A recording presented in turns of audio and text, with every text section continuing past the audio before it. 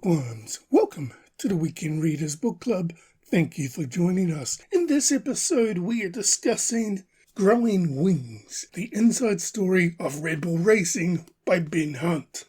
Now, as I said in the last episode, I'm really excited for this book. It was a gift to me from my kids, and I am a lapsed F1 fan, if that makes sense. So, grew up, Ayrton Senna, Alan Prost, even up to the time where you've got Schumacher, Damon Hill, then left. Didn't watch it again until most recently, where maybe 2 or 3 years ago, channel surfing on the sports channel, watched F1, and I was like, who is this Lando Norris character? But then from there, I got totally, for whatever reason, gripped and became a number one Yuki Tsunoda fan, Team RB, and then the rest is history. So, I was really excited to get a copy of Growing Wings, the inside story of Red Bull Racing. This book entails basically the story of Inception back in 2004, all the way through to Max Verstappen's third championship in 2023.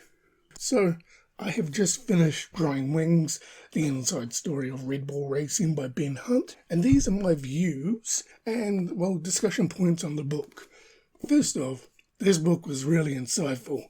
I didn't know much behind Red Bull Racing as an F1 team, and it was really great to see how Ben Hunt breaks it down year by year, captivating the main stories, what Red Bull Racing did, and then also, with that, it's both off the track and on the track in relation to the F1 team. It was really, really captivating. As I said, it starts at 2004 where they take over Jaguar.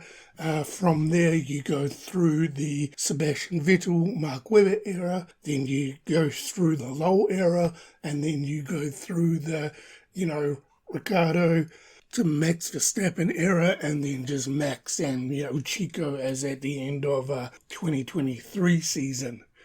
Ben Hunt does a really good job at detailing, he gives you the pinpoints of what has gone on throughout that year, but he also gives you an insight behind the scenes and also with the drivers as well. It seems like with the book he's got access, because he is a journalist, he's got access to team owners, team principals, and the drivers themselves. So the stories and the anecdotes that you get in the Red Bull Racing storybook is really intriguing because it adds layers on top of layers on top of layers over and above what you see on TV.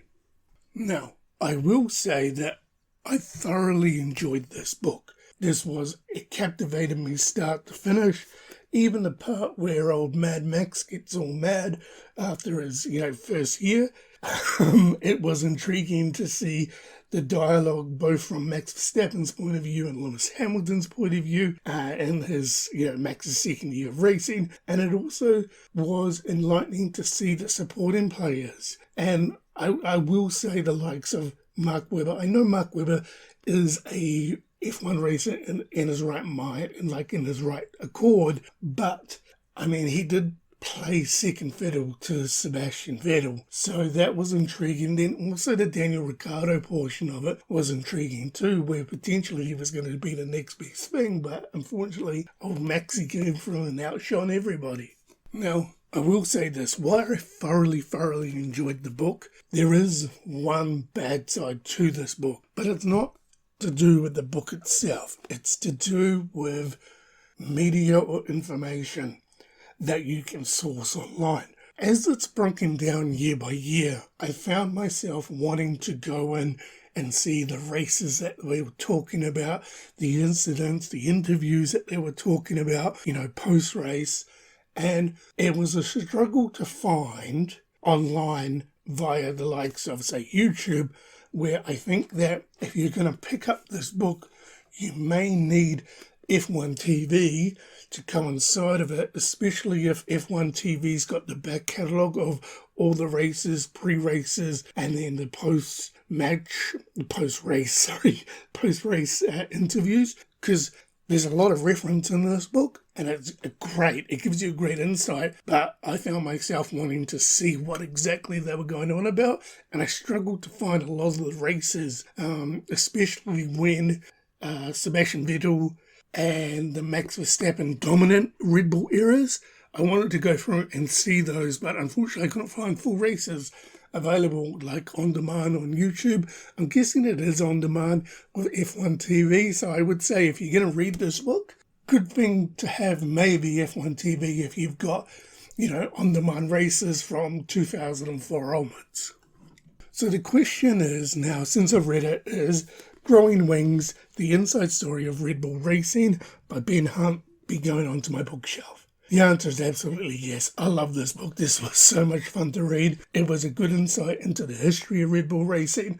And as I said, I just wish I had F1 TV to play me all the on-demand stuff so I could actually research it a bit further.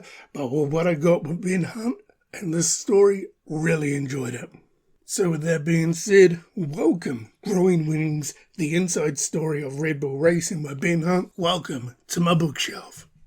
Now, as it customs here at the Weekend Readers Book Club, as one book closes, another book has to open, and it is now time to find out what the next read is.